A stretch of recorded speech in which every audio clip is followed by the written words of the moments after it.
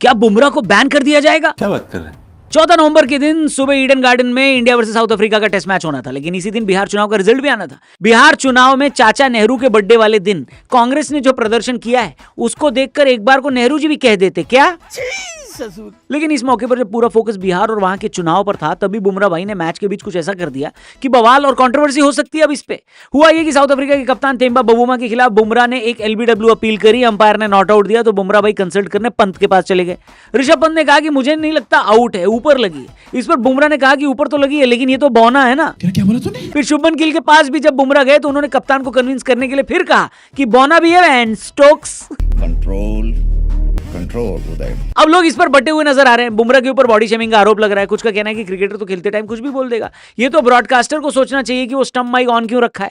जो भी हो, देखना होगा कि क्या आईसीसी तक ये मामला पहुंचता है। उम्मीद करेंगे ये मामला आईसीसी तक न पहुंचे। तो दोस्तों, बात ऐसी कि कोविड के बाद पहली बार ईडन गार्डन्स कोलकाता को ये टेस्ट मैच मिला था। लोगों ने सुबह ही पूरा मैदान भर दिया। मुझे तो लगता है क्रिकेट का जो क्रेज चेन्नई, मुंबई और कोलकाता में है वो देश में और कहीं नहीं।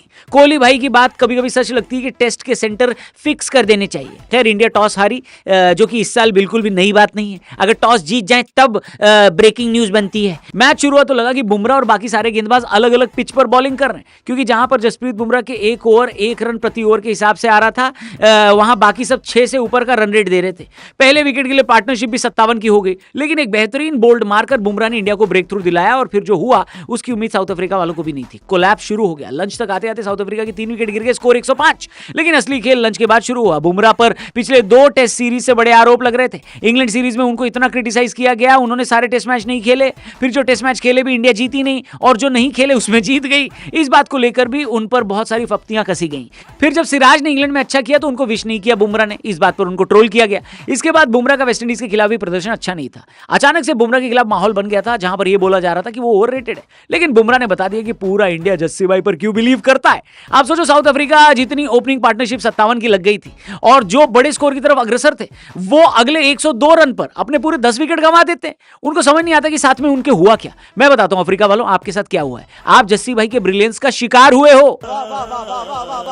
जस्सी भाई ने तहस नहस कर दिया आपको। आप लोगों को लग रहा था कि आप लोग स्पिन खेलोगे तो ये सीरीज जीत जाओगे, लेकिन आपको पता नहीं कि स्पिन तक पहुंचने के लिए बुमराह भाई को पार करना पड़ता है। बुमराह भाई ने कोलकाता में पंजा खोला और साउथ अफ्रीका को 159 पर ऑल आउट कर दिया। बुमराह के अलावा कुलदीप और सिराज 2-2 विकेट लिए। 1 विकेट अक्षर पटेल को मिला है। दिन के आखिरी 1.5 घंटे में टीम इंडिया की बैटिंग आ गई। उम्मीद थी कि हमारी भी ओपनिंग पार्टनरशिप बढ़िया लगेगी, लेकिन यशस्वी जायसवाल जल्दी आउट हो गए और उनके बाद गौतम गंभीर ने एक और मास्टर स्ट्रोक चल दिया। वॉशिंगटन सुंदर को 3 नंबर पर भेजा। अब अपने मुंह मियां मिट्ठू नहीं बन रहा हूं, लेकिन थोड़े दिन पहले मैंने भी अपने वीडियो में बोला था कि 3 नंबर पर खेलने के लिए वॉशिंगटन सुंदर बढ़िया कैंडिडेट है। शायद गंभीर भाई देखते हैं हमारी वीडियो, नहीं रहा नहीं जाता, तड़प ही ऐसी है ना। केएल राहुल और वॉशिंगटन सुंदर धीमे धीमे करके पारी को आगे बढ़ाते रहे और बिना कोई नुकसान कराए इंडिया का स्कोर 37 रन पर 1 विकेट करवा दिया। यानी पहला दिन पूरी तरह भारत के नाम रहा। अब 9 विकेट बाकी हैं। साउथ अफ्रीका हमसे सिर्फ 122 रन दूर है। जबरदस्त शुरुआत हुई है इंडियन होम सीजन की। अब अच्छी शुरुआत है। अब T20 वर्ल्ड कप 2026 तक ये इंडियन होम सीजन चलेगा।